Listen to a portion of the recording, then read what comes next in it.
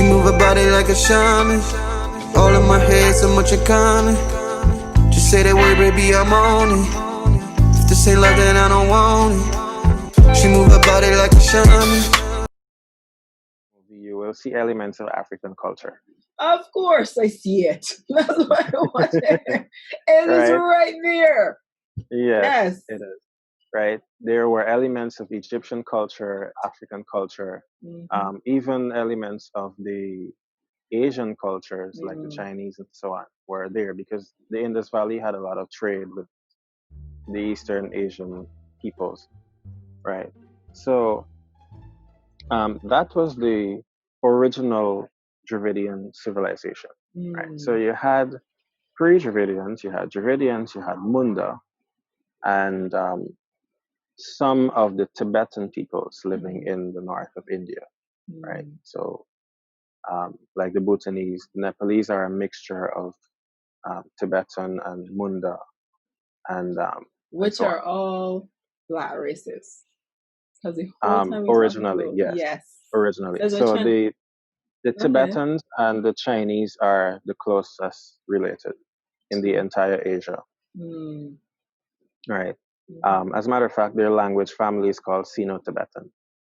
So you have Sinitic, which would be Mandarin and Cantonese and so on.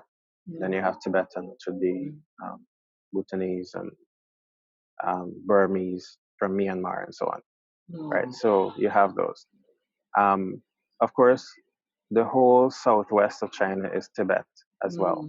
So there's a Tibetan language, I think it's called Lhasa, if I pronounce it correctly, but it's Lhasa, right? And that, I think, is the most widely spoken Tibetan language in the world, right? Even though Bhutan has independent status as a nation, the Bhutanese language is still not as widely spoken as Lhasa. Everything is connected.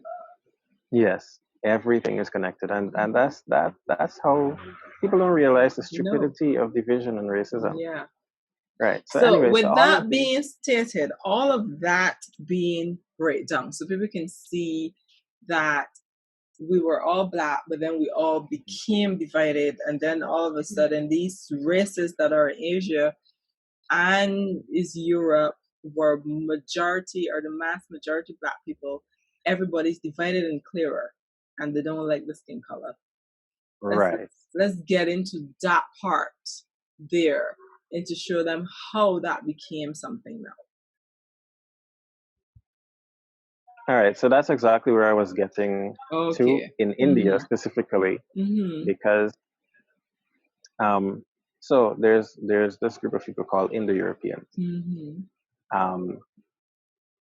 Most of the Europeans, the Armenians, the Iranians, and the North Indians mostly belong to this group. So a group of these Indo-Europeans migrated from the Caucasus area, from the Eurasian steppes in southern Russia, and came to India.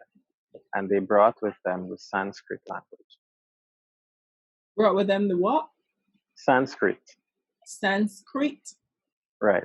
Sanskrit, which is the language, the held language, or the language held as the sacred language of Hinduism. So these people were called Indo-Aryans, right? I don't think that when they first got to India, they were already speaking Sanskrit, but they were speaking an ancestor language to Sanskrit. So Sanskrit would have developed out of whatever language they would have spoken when they first arrived. So when they arrived, these people were, and if you check the north of India, these people were white. They had clear eyes. They still, in some parts of North India, they still have that appearance, right? Especially in the very north, in Jammu and Kashmir, and so on, right? So these people came to India and they invaded. It was called the Aryan invasion of India, right? They invaded India and they imposed, again, their beauty standards. So it's the same people, the same family of people, yes, right, is pretty much the same white people, yep, but it's just a yep, different branch of them. in a Now, different location, in a different mind you, location, understand. right? Mm-hmm. So the Indo-Aryans, of course, they lived there for a long time. They basically took the Vedas that the Dravidians had and turned it into Hinduism, right? Now, mind you, even though they imposed their beauty standards, they did not exactly promote racism in India. It was just about appearance. It wasn't like they treated you less for your appearance, right? They just encouraged you to quote unquote fix your appearance, if you understand, Oh no, I'm right? with you. So right, so it wasn't as strong, right? But Until basically make you self-hate. You just making them self-hate themselves. right, basically, right. But it wasn't evident in the structure in the system, right? They wouldn't treat you less, but they will tell you, oh, you can lighten your skin, put some turmeric on, and so on, right? That practice is still popular among Indians, even in Guyana. Yes, they have a festival for it. Right. Anyway, so that was there, right? But of course, the society was still not as evident in their racism, or the racism wasn't, it was just at the level of changing your appearance. And even those Indo-Aryan peoples also were involved in tanning and that kind of thing. So there was still that other factor until the British came to India. So now the cousins of the Indo-Aryans, who are worse than them, come to India. So when they got to India now, they saw the differences among the different people, and they decided to create a caste system. So the caste system stratified India. There are 5 castes. I can't remember all the names, but clearly I remember Brahmin, which is the upper bracket, and the Dalit, which is the lowest bracket. So you had those 2 very distinct brackets of the caste system. Now the Brahmins, they were pretty much the priestly caste, so they were given all the religious, and that was the time when India was ruled by religious leaders, right? So they were given all the religious duties and so on, and they basically called the shots because India was still a spiritual nation, right? It's just that the British took that spirituality and stratified it, right? Yes, please. Then That's why they have so many different religions. right. Then the second caste was the military caste. No, I think the second caste was actually the literary caste. So these were the people that were involved in linguistic work, in translations, in developing writing systems, and so on. Right? Okay. So that's why they Right. have so many languages. Because I'm like, why this whole Right. country don't Right. have like 2 main languages or so? And not just many languages, but many writing systems. Because Really? all of them got, if you look at them, they got different alphabets. The majority of them, right? If you look, for example, Hindi has one script, and there's some other languages that use, they call it the Devanagari script, right? There's some others that use it, but then I you know also that. I have, only know the skin color issue and the religion issue, but I didn't really pay attention to that part of it. Okay. yes, that was another issue too. Wow. So then you have the Bengali script. There's the Bengali script. There was a Punjabi script, but I think they abandoned it in favor of the Arabic script after Islam came to India. But that's another topic for another time. Yes, please.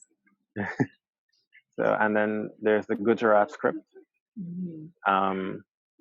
There's the Oriya script, there's the Malayalam script, there's the Tamil script, there's the Kannada script, and there are many other different writing systems within India.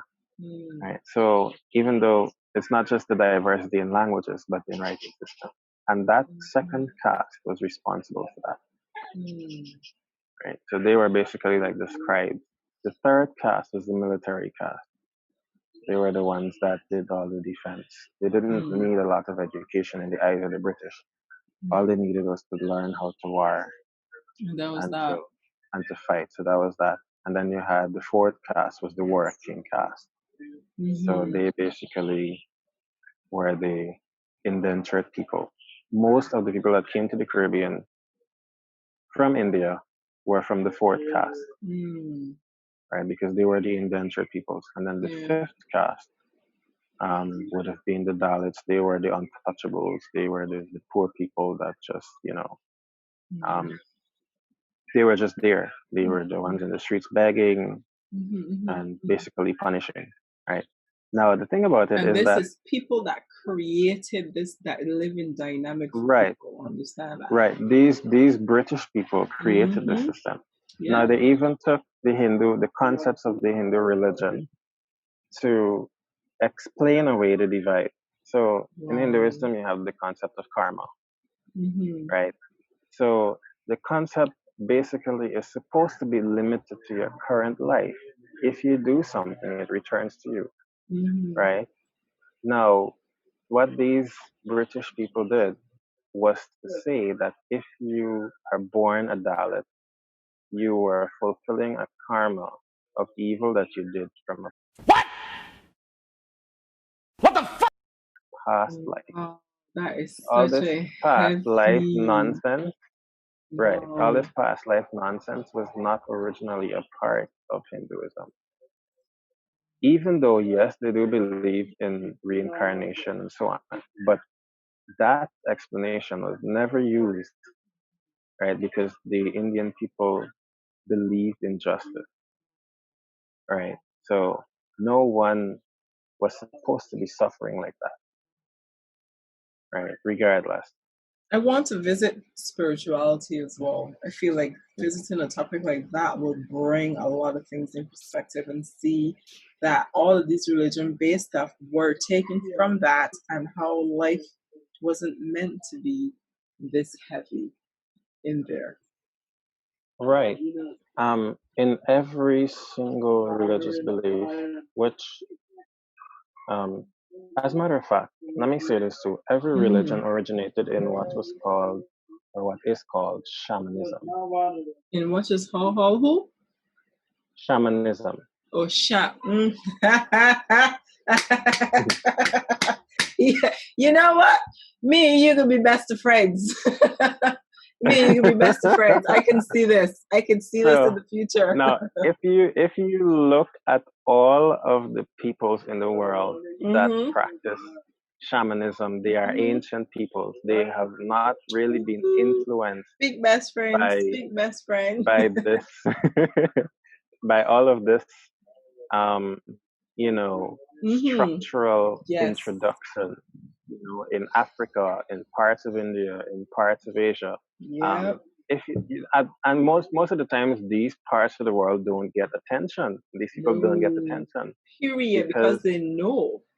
Because they know the origin of what's being introduced to them. So, and if they put any sort of light on this structure of the world, the people that they have been controlling will come out of their control. So that's one of the reasons why they don't shed light there. Right, they'll become aware of their origin. Very much. And go back to their origin and realize, hey, you know what? This thing that I've been under all the time has been controlling me. And not just that too. People don't realize that your DNA have memory. Like you see people fighting right now. That is from their DNA memory. Not to say that they're not fighting for their own injustice, but majority of the rage that is happening in a person, it is from their ancestors' race.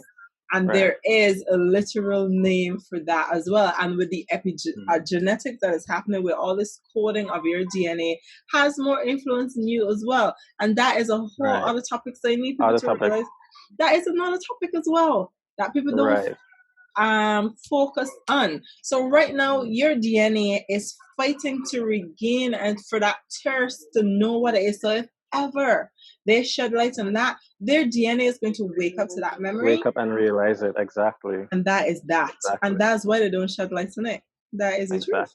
Yeah. Right. Continue.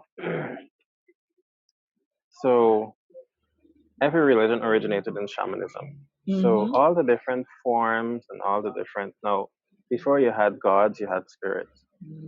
It's just the same, it's the same concept, right? So spirits turn into gods and gods turn into angels with a chief god.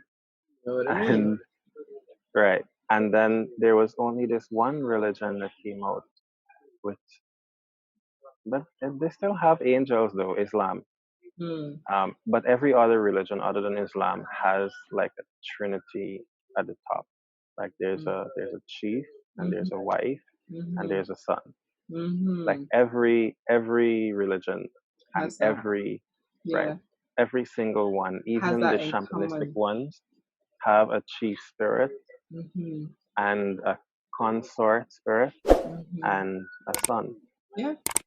And so, right. So every religion and every culture has all of this. All of this shows that the differences between us are only superficial, right?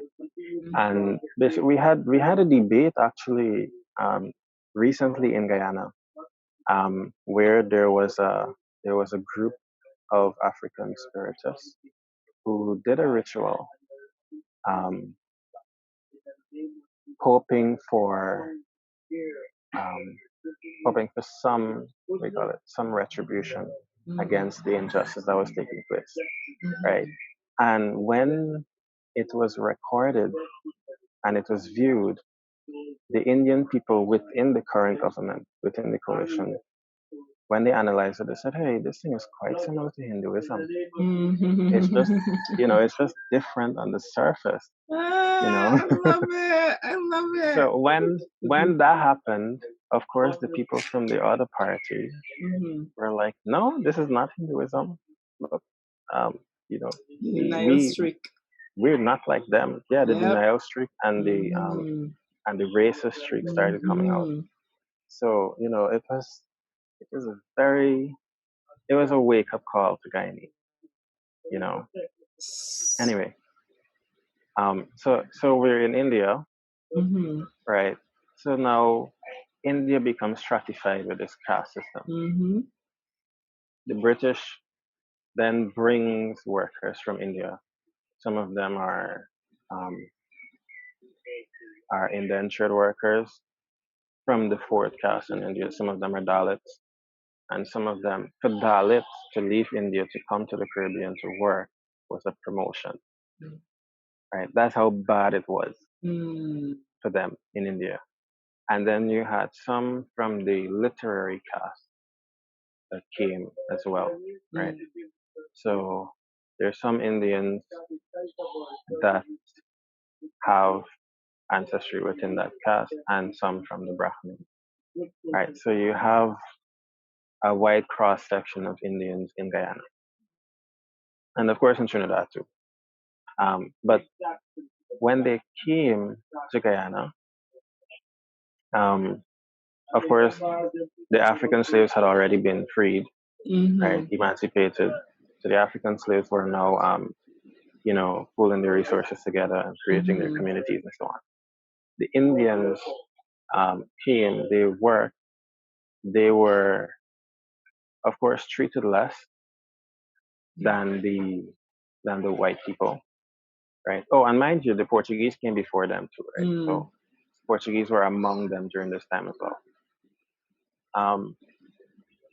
So these Indians were basically subjected to this concept of professional victimization, right? And whereas the Africans rebelled against it, yes, please, because there's a Indians whole did not. memory. Because Right. remember, these are two cultures. The Indians Right. partially knew where certain things come from, but then it said, "Oh, Right. this is why we are so," because they don't know why they're so. The Africans, on the Right. other hand, sense that, don't like it, fight against it, And because they fight against it. fear they're going to be taken over again by somebody of the lighter shade again. Right. So understand that psychological imprint of the war. It is nothing to do with John sleep with my wife and I don't like John and I hate John whole race. It is something to do Right. with It's fear. It's right. It's Yeah. internal. Yes, So it is. so the Indians were subjected to this treatment so much, and they accepted it so much. I remember too, they were treated like this in India as well. Yeah. So they were subjected to it so much and for so long that they believe that this is normal. This is nothing is wrong with it. Yeah. Right? So to subject somebody to unfair treatment for, because of their skin color or because you don't like them, Yeah. was normal behavior to them. Right? So this festered within the Indian community for a long time after, for a very long time after, and it's still, in some cases, is happening today. Continue. Right. Right. So, during the period post-independence, right, so from 1966 to 1970 and a little onwards, we were gradually breaking free from this whole idea of colonial subjectivity, slightly, right, up until 1997. So people basically believed in justice somewhat, even though there was a level of personal subjectivity going on. Right.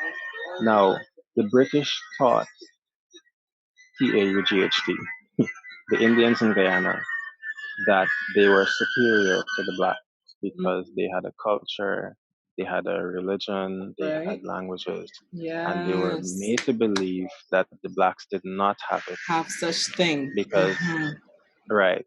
And of course, because it was stolen, it was taken away from the blacks, right? And them not knowing that the same thing that you have is the same thing you got from them in the first place. Exactly. Yeah. Right. So not being aware of that make them basically start to view the blacks as inferior. Right. Coupled with the fact that they also have some of the features of the white people, like the straight hair and some of the facial features, and so on. Particularly because some of their ancestors, remember, were cousins of these white people. Yes, please. Right, the same ones that the same ones that brought the whole skin color issue to India. Right. So, all of this is now unraveling the web of the emotion of complex, black people. Right. Or what do you mean? The emotion of both the blacks and the Indians. And the Indians, okay. Right. So the emotions of the Indian peoples towards the blacks is largely a colonial influence. Yes. Please. Right. So it's not within the Indian blood to hate black people. Right.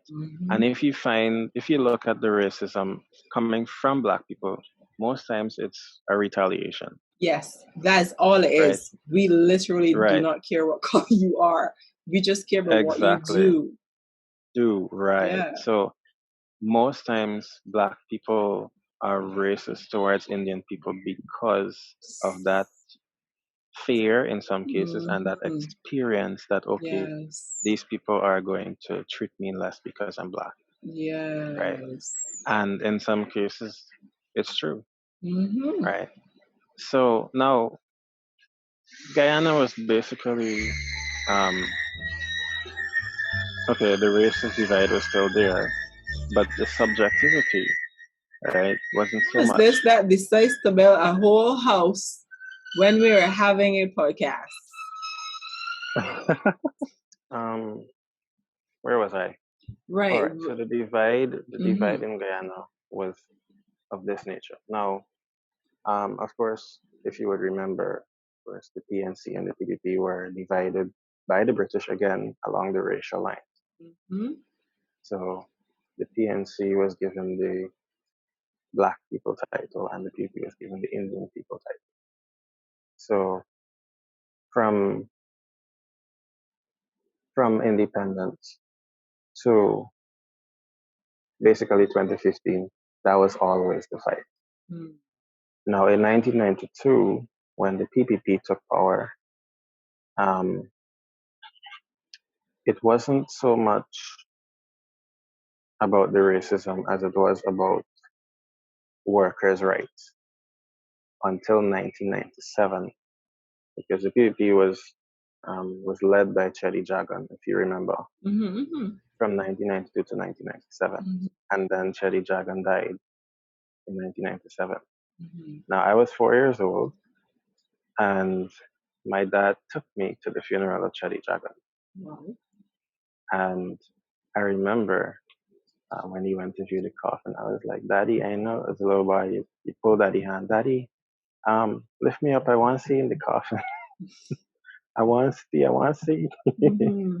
And so he lifted me up, and I looked at Chedi Jagan's face in the coffin, and something came over me, Mm-hmm. like this sense of gloom.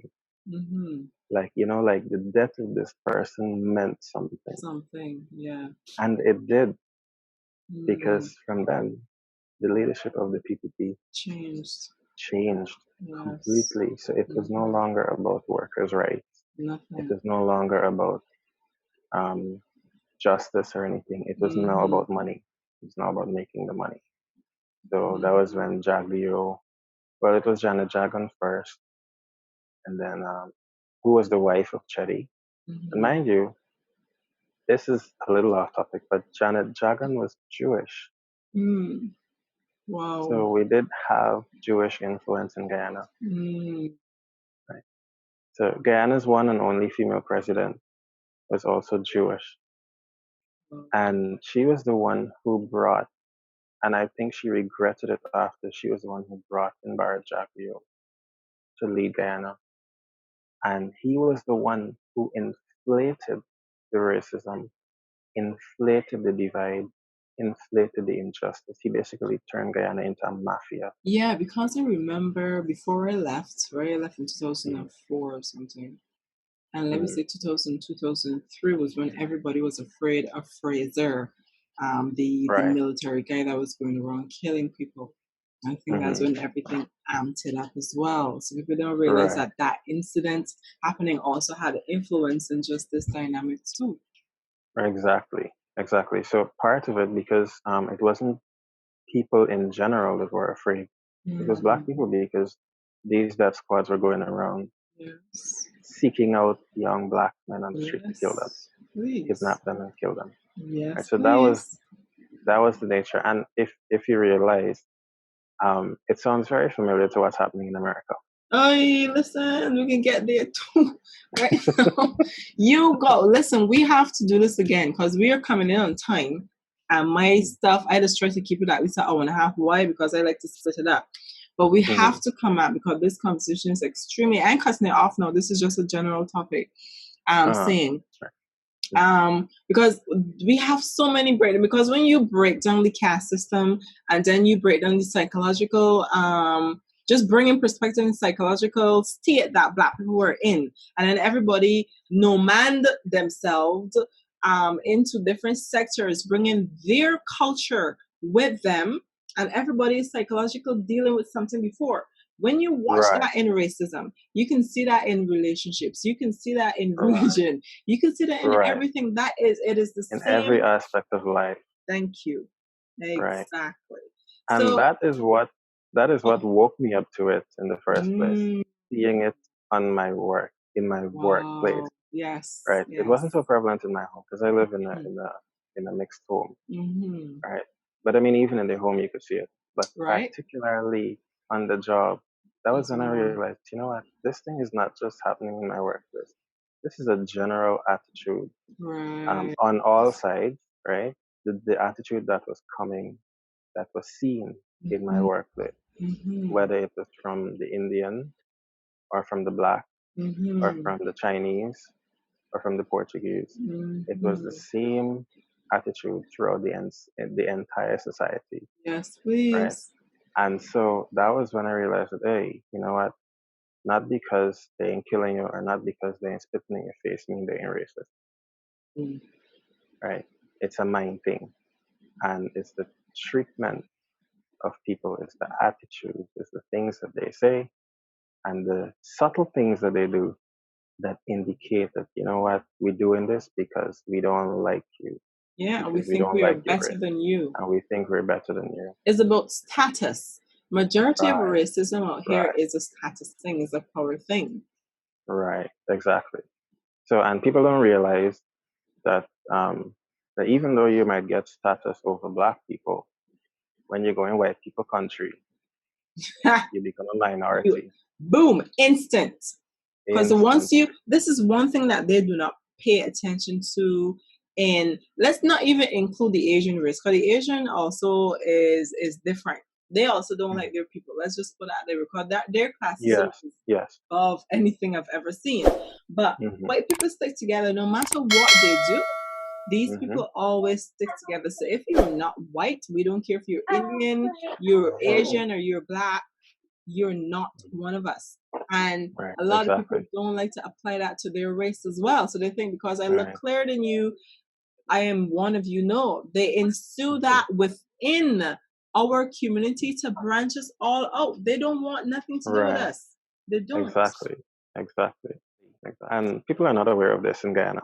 Not only did they divide the Indians against the Black, they went among the Indigenous people and divided them. Wait, what now? I didn't know that part. Please tell me. No, I did not know that part. I thought they were a little bit untouched. I didn't know that. No, not at all. Not at all. Wow. So you have in the Indigenous community, you have Arawak, Carib, right, Wapi, Shana, Patamona, Arikuna, Akawayo, Makushpi, Waiwai, and Waro. 9,000 years ago, the first people to set foot on Guyana were the Waros. The Waros were here for at least, I think it's 4,000 years. By had to be, because slavery started 400 and something years ago. Right. No, well, they were here from 9,000. Right. And then they were here 4,000 from that 9,000. So that leaves 5,000 left. Yeah. Right. So for 4,000 years, there were only Waros in Guyana. Right. No other indigenous nation was here. Right. So just the Waros. There was, as a matter of fact, throughout the Caribbean and Latin America, there were related groups to the Waros that are no longer there in some cases, that have disappeared, and in other cases have assimilated into new groups. Right? So these were the pre-Arawakan and pre-Caribbean peoples. The Waro language is isolated. It's unrelated to any other language in the entire world. Right? These people have been isolated for 4,000 years so that their language is unrelated. Then you had the Arawakans, which would be the Arawaks and the Wapisha. I don't know. It was the Caribans that came after. So the Caribs, the Caribs and the Patamonas and the Akawayos and Arikunas that came. Right? So Patamona, Akawayo, Arikuna, Carib. Those four came subsequently. Right? Then the Wapishana came after. Now, what happened is that the Arawakan peoples originated in Peru, and they migrated northeast to the coast. Wait, hold on. Stop a minute. My friend is actually going to love this information. He has Peru mother, and he's planning to go there. So repeat Oh. that. Let me write that down. You say that. All right. So the Arawakan peoples originated in Peru. All right. Got and it. they migrated northeast. Right. They migrated northeast. Some of them still live there, mind you. They migrated northeast to the South American coast. Right. Now this Arawakan group is a large language family group, which includes Arawak, the original Arawak. Right. Now out of that group, the first group to reach Guyana was the Wapishan. The Arawak group itself, or the Locono group as they're called, would have passed through Guyana, passed through Venezuela, and passed through Suriname and went to the island. Right. So these Arawaks lived in the island. Then you had the Tainos in Jamaica, and you have the Garifuna in Belize. So these are all Arawakan people. Yeah, and then Columbus discovered the people. Right. And when Columbus came, these Arawaks fled the island. Remember I was telling you that the indigenous people fled the islands. These Arawaks fled the islands. Some of them were Caribs too.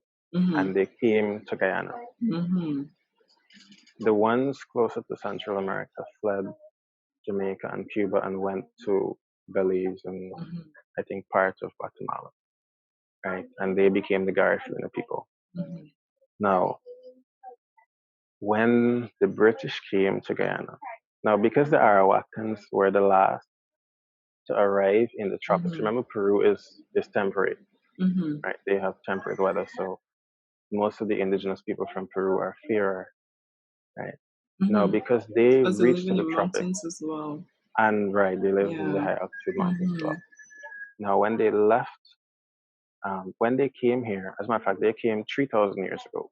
The Caribs came 5,000 years ago, and the Waros came 9,000 years ago.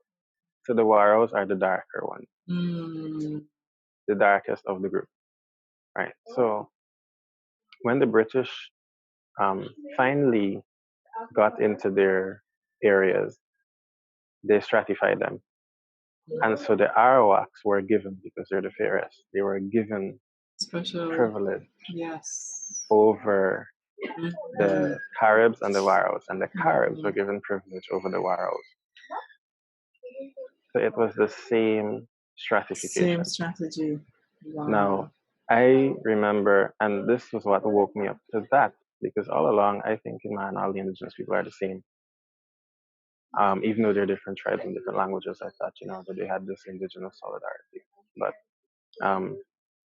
I have an in-law, my brother's wife's mother, who is Arawak, right? And she was showing me, I didn't know she was Arawak, I just knew she was indigenous, right? So she was showing me a picture of her grandmother from Maruka, which is in the northwest. And when I looked at the picture was a little obscured. It wasn't clear. So I looked at the picture and I saw that the woman was, darkish, right, from the picture. So I asked her, I said, your mother is Waro? And she said, what? Waro? No. My mother too nice to be a Waro. Wow. And Waro people ugly. Wow. She dark, and all the nastiest things that she could have said. And I said, wait, man, I don't understand. I thought indigenous is indigenous. Right. Since when y'all got a problem with the Waros? And she said, bye. And Waro people is low life and yada yada yada. And right away, I realized that this thing had to have colonial origin. Wow. What I did, they got hacked as well. Yes. And mind you, the previous government was also peddling this thing. Jeez. Because under the previous government, the Arawaks were given privilege in the Northwest, and the Waros were basically, treated like next to nothing. Right. But when the government changed, of course, and they went into the area, they started giving the Waros, their rightful, they call it their rightful recognition. Right. as equal to everybody else. Mm. So when I realized this, I went to the Ministry of Indigenous Peoples Affairs and I spoke to the project officer for Region 1 and I told her I'm interested in learning the Waro language. And I had particular interest in the language because it's an isolate, right? So it would be a totally different way of thinking, right? So I told her, I said, okay, help me. What do I do? And she said, you have to go to Waramuri, which is a village in Maruka, where the Waros predominantly live. I said, okay, how do I get there? So she showed me a map and she said, she went through the route with me. You travel to Charity and then, if you know the Escribo course, right? Travel to Charity, you take a boat through the Pomeroy River and you get to Waramuri. So I said, all right, where do I just go? She said, no, you got to get permission from the Tushao. I said, all right. So she gave me the number. I called the Tushao. He was very nice. Spoke to him. I told him I'm interested in the Waro language. And so I was told to come to Waramuri. And so he said, all right, you know what? Yeah, you have permission as long as you spoke to the project officer. It's legitimate. So, so I got permission right away. And I think one of the reasons why I got permission so quickly is that this is a young man from Georgetown, a young Guyanese man from Georgetown who has interest in the Waro language. Normally it would be white, right? Normally it would be Guyanese, white people coming in just to study the language and get out. But it's our own. Right, exactly. So they were happy for me to go there. So when I went there, some of the stories they told about, the Arawaks always wanting to be dominant in everything, always winning all the competitions because the stakes are doctored in their favor, and so on. So, all of these stories were told. And I said, I recognize the source of it now. It's not the people here. It's not even the government. It's the colonizers. Yeah. And in as a matter of fact, in every indigenous village, there is a white people church. Every single one of them. Oh gosh. Right. And when I tell you a white people church, I don't mean a Christian church. Yeah, I know. I mean a church that was started by white people. Yes, please. Right. When they were there. Yes, please. Another made up religion and church. Exactly. That's what he's trying to say. Understand? Right. Oh so my gosh. This is evidence, and these are stories that they told of white people who lived among them and changed their way of life and everything. Yes. Right. So and gave them English too. Right. And mind you, English is the most common language in the world. Understand? The number one, not most, the number one common language in the world. Understand? Right. So so that is just one other story, right, in Guyana. To bring it to perspective. To bring a bigger perspective of the extent of the colonial impact on racism. Influences, and just to show you, right, that it is really not inherent in us, the locals, to be racist. We were indoctrinated to be this way. Yeah. People are so in denial of that fact. Right. That is the thing. Exactly. Now let's go. Okay. Let's go a bit to the Pacific. And I'm gonna just quickly and briefly, because of time, I'm just gonna quickly, briefly highlight the specific instances. In Fiji, you have Indians, right, from India. You have Indians living in Fiji who were taken there by the British. Right. And you have, of course, the Fijians who were a mixture of Papuan and Austronesian. Now, in Fiji, there is a stratification between the two. Mm-hmm. The Indians in Fiji are given privilege over the native Fijians. Wow. But you see Imagine that there's that. a pattern. I need people to pay attention. I need to bring this to Yeah, forefront. it They is a are pattern. bringing people from outside to influence the people who lives there. And their influences is to make the people from outside seems more important than you. Than the people there. Exactly. Thank you. That is a strategy. So if you, let me show you how it's a strategy. Don't forget your talk. Keep your talk. I just want them to really focus on that, right? When you realize that local people, when people from abroad come into their land, how they treat those people from abroad, they treat them more important than themselves. Understand that that as well is a strategy, and that is a plan. So that is not even your action. It is embedded in you to treat other people from afar better than yourself. Better than yourself and Understand? your own people. So influence is you in all sector. Go and say what you're saying. And then that is also just passed off as local hospitality. Thank you. Oh gosh, my best friend speaking. My best friend speaking. One understand? Yes. Continue. All right. So that's just another case. In Papua New Guinea, of course, the British went there too. Mm-hmm.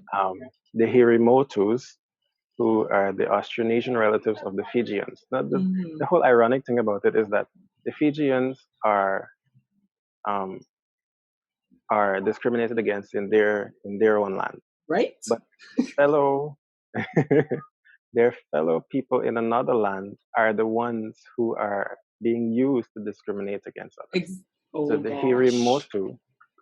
Hirimotu people in Papua New Guinea are a Melanesian group, just like the Fijians, that are made up of Papuans and Austronesians mixed, right, in a part of Papua New Guinea. Now, the Austronesians did not mix with the rest of Papua New Guinea because it was, if you know the Papuan island, it's very large compared to the other small islands that the Austronesians occupied, like Fiji and Tonga and Samoa and so on. Right now, this Papua island was very huge, and so because of that, the Austronesians only touched the northeastern tip of Papua, right? And so the Hirimotu peoples lived there. The other Papuan natives, when the British came, were made to believe that they are inferior to the Hirimotus because they are darker, they look more African, whereas the Hirimotu people look more mixed, more Dougla, like me, right? So because of that now, and right across in neighboring Fiji, the very same Dougla-looking people are basically the minority to a foreign people. Right? Yes. So you look at the dynamic there. I'm with you. Right. So that there is another case. Let's go to let me see. And that is in Fiji, people, the place that y'all want to vacation so badly. They got colonized as well. Exactly. As a matter of fact, the whole Pacific got colonized. Jeez. The entire Pacific. Wow, understand? Yeah. Okay, I know a lot of people's mouths are going to be dry, especially in the Caribbean. They're going to be at a loss when they hear this. Yes. Let's go across to Taiwan. I love it.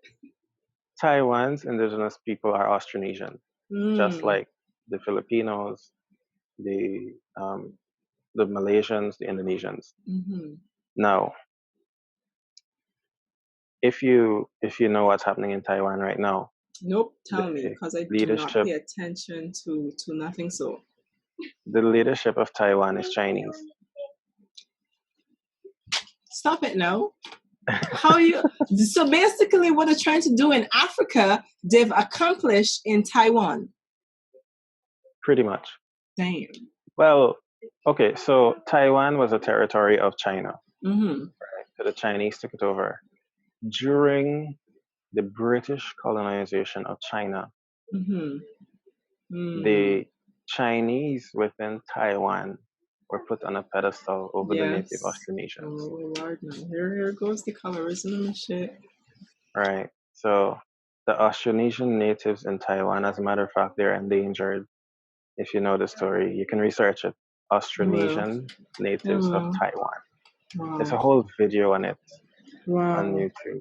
Send I me, think it's send me some of your research Aston. because as we were Yeah. talking, People that they could worship the shell god the same as their own gods.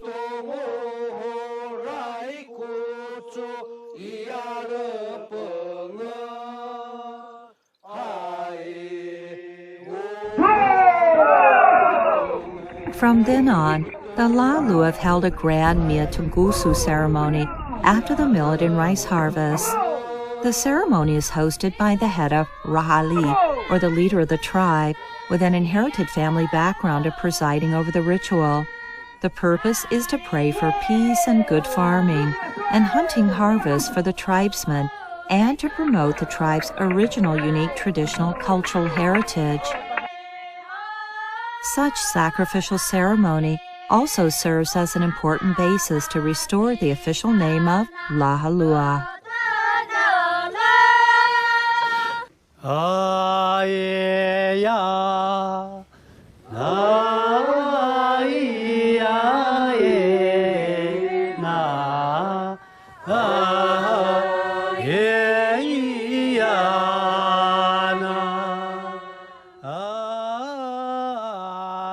The Kanakanavu people have lived in the Namasha district since the 17th century and now are mainly found in Takanua and Maya villages of Namasha district.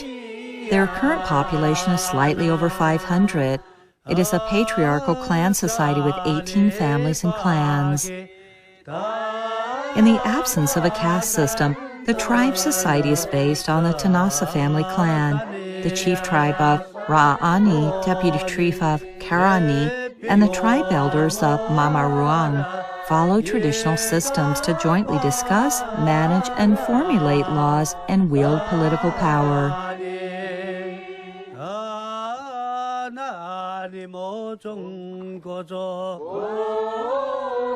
The Sakuru is the place where the Kanakanavu people discuss important public affairs and hold ceremonies, but only males are allowed to enter it.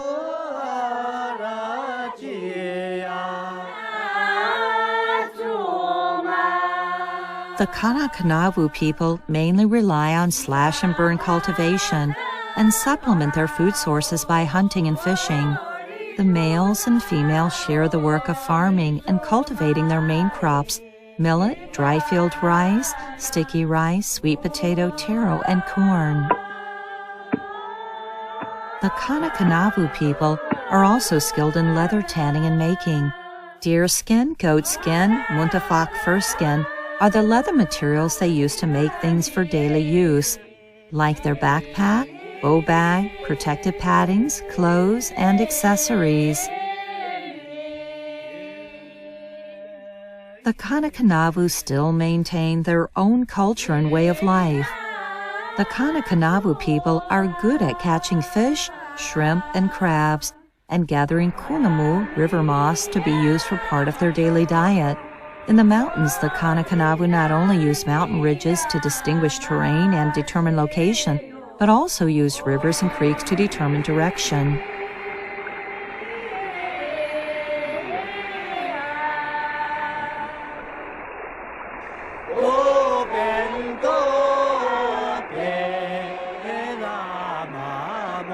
The Kanakanavu people sincerely thank and respect what the rivers give them. So each year in April and May, the tribe holds the Basakarai, a festival to worship the gods and pray for their blessings for a bountiful harvest both in farming and hunting.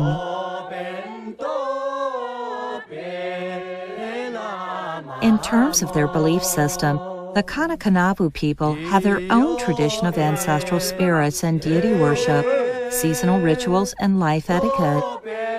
The general name for the god they worship is Tamu, the ruler of all creatures on earth. They believe that there are all kinds of spirits in the supernatural world. Among them, the Kanakanavu people call the good spirits Tinarave and the bad ones Utu. The purpose is to remind their people to be aware of their words and deeds and follow the tribal rules. The Mikangu festival, held around October annually, is one of the most important festivals for the Kanakanavu. According to tribal legend, a long time ago there was a Kanakanavu tribesman who got lost in the mountains. That person not only enjoyed warm hospitality from the Tapakarake, but also brought back many precious seeds to the... Wow. So And there we because of that, have the war amongst them there. And that right. So you have that. You also have it throughout North Africa where the Berbers are also facing the same discrimination from Arabs, wow. right? You also have it in places like Kenya. Now, Mm. it's here, right? Now, people like to talk about Kenya and the Swahili language without realizing that Swahili is somewhat colonial too, because Swahili is basically an Arab-influenced Bantu language. And if you look at the greeting words, for example, of Swahili, if you say hujambo to somebody, it's a normal greeting. Hujambo, hello. Si jambo, hello.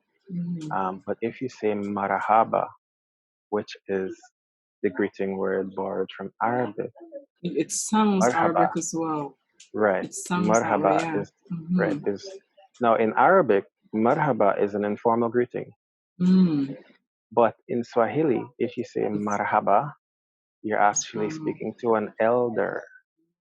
So even within the language, they have left the remnants of the Arab colonization in Kenya, right? So even within East Africa, and that is why too, the British didn't really trouble East Africa and they didn't really take slaves from East Africa because they were aware that some of the East African peoples were Arab descendants. Some of them were Indian descendants as well, right? So that is why they decided to do their mischief in West Africa, because West Africa would have been the untouched African peoples before they got there. Wow. Right. So let's look at Rwanda. This one here. Listen, the history between them, though. Oh my God. You know the story, the Tutsis and the Hutus. Yes. Now, the Belgian people went into Rwanda, and now the Tutsi people, and I have nothing against Tutsis, but the fact is the fact. The Tutsi peoples, now during that time, the Europeans basically looked for whoever looked more Caucasoid in features and in skin color and so on.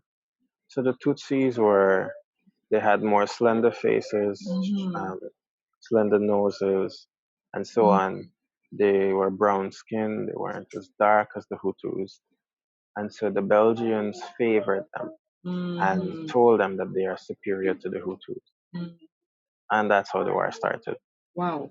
And just to bring it down to closing, because we're getting to that time, we have visited how they have infiltrated us in a racist perspective, racism perspective, right? Right. We have not visited how they have influenced us in a religious perspective. No, not really. Understand? We barely touched it, right? Because we didn't even get nowhere with the racism yet and how it's been influenced, right? Because he gotta come back. Listen, the first thing he back here, if I gotta go to Guyana and bring he back here, he coming back. But we have only visited that, and then we still have to visit how the colorism got into it, especially here in the Caribbean. And we got to visit the religious perspective, and then we still got to visit the educational perspective. That's another thing too. Yes, that's a big one. Well, understand, right? And then with that being said, we still have to visit the workforce perspective and why Black people are below the economic ladder. So this is going to be a very, very long podcast when it comes to him and I, because this is a lot of breaking down that we a whole series. Thank you very much. Well, understand. So, and people, I know you guys are thinking, why isn't she talking? Because he talking for me. One got nothing to say. He is going to do everything, and I can be here like agreeing and going with the flow because the man is speaking the truth. Understand? He's speaking the truth. So, what I have to close off, right? So, we're going to come back. We are coming back to this, but my question to you is, why aren't you doing a podcast, sir? Well, it's not something I ever thought about. Okay. But I'm now thinking about it. So. All right. Because honestly, this is something like you bring a panel of people and we still going to speak. Because I love that you are speaking of it from out of the box, because it brings people to start thinking. You're not thinking of it in this systematic way that they've built. You are visiting the root cause of the issue. Then when we unravel that, then we can be like, okay, what is our culture? What do we do from here? You know, the solution to all of this destruction that they've caused in our community right now, it needs to shed light on. So I love the kind of views that you go from it, because there aren't a lot of people that are studying it from that way, honestly. No. We still haven't talked about how America maintains all the divides around the world. But that should be a separate podcast. No, we're gonna pick up right there, because people are realizing that this is a full maintenance. Understand? Because the influences that we have, people don't realize you're being influenced by the television, you're being influenced by music, you're being everything. Thank you. And also, I want people to realize that going forward, this is like deep that people haven't thought about. Your music is a frequency that intertels with your body. They have a certain hertz of frequency that they use in your music to program you. Okay. Correct. Understand that. So you think you're not being programmed by them. You are every single day, because a lot of young people and all the people listen to music all the time, but you're not aware of the hertz that they're using and how it influences your mind. So yeah, we got to talk about maintenance for sure. So this is why I ain't talking, because what he is speaking, like half of what he just told me, I didn't know. Let me just put it out there. And I'm gonna be fronting like that. I did not know how the colonizers got into us.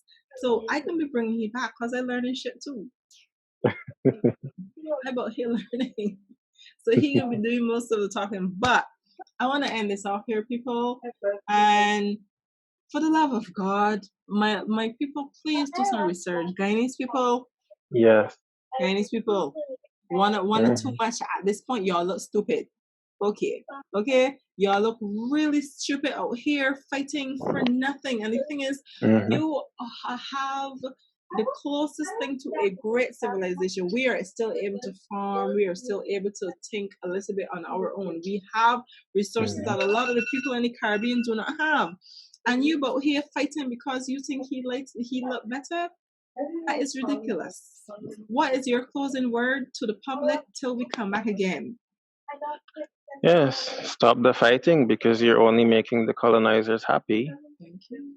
And you're allowing them to continue to keep you as their prey, pretty much, and basically ravage your economy and sponge off of your resources.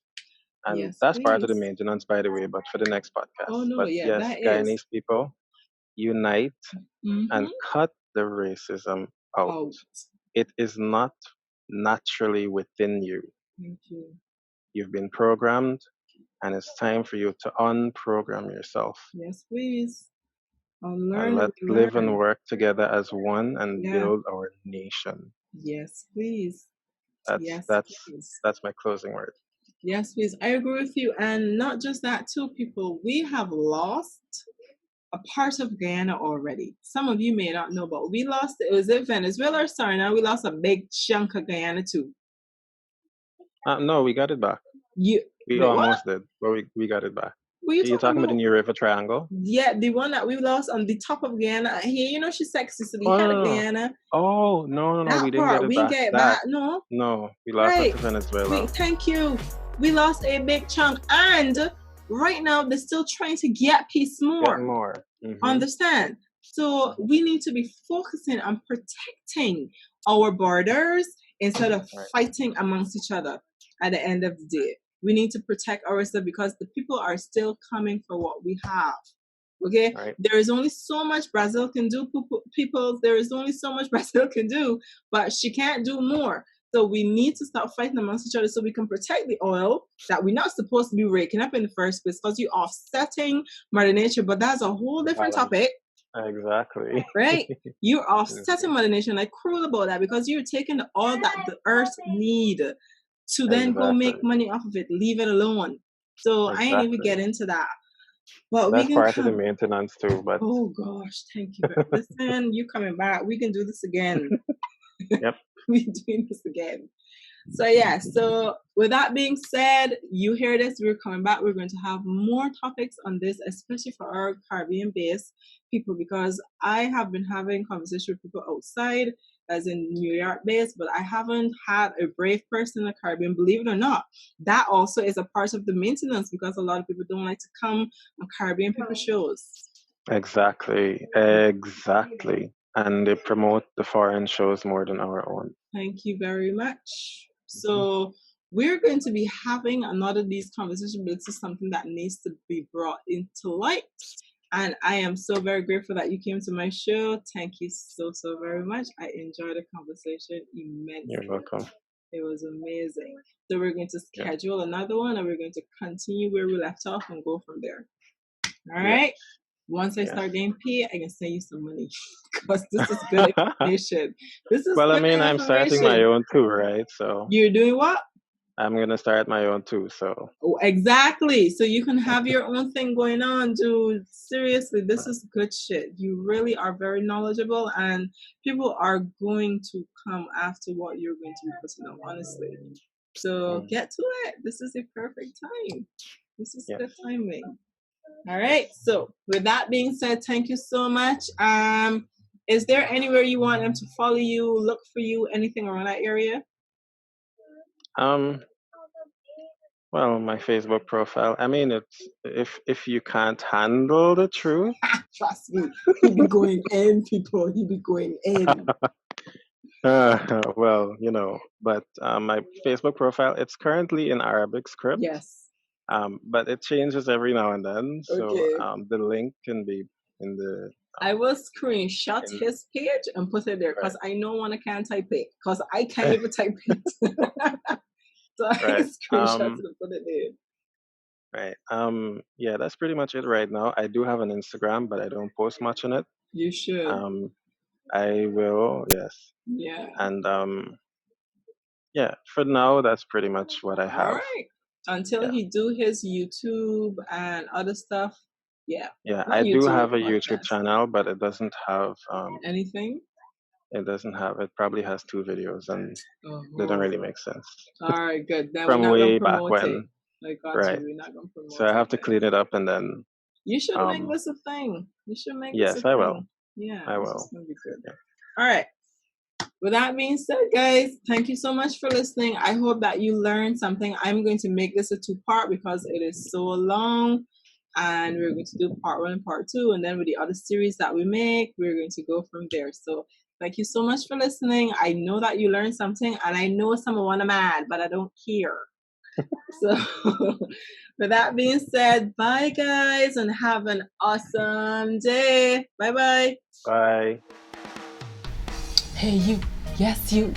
So, thank you so much for watching my video, and I hope that you enjoyed the video, and thank you so much for coming to my page. So, I would like for you to subscribe, and I also want you to watch the last video, and I hope that you enjoy everything on my channel. Thank you.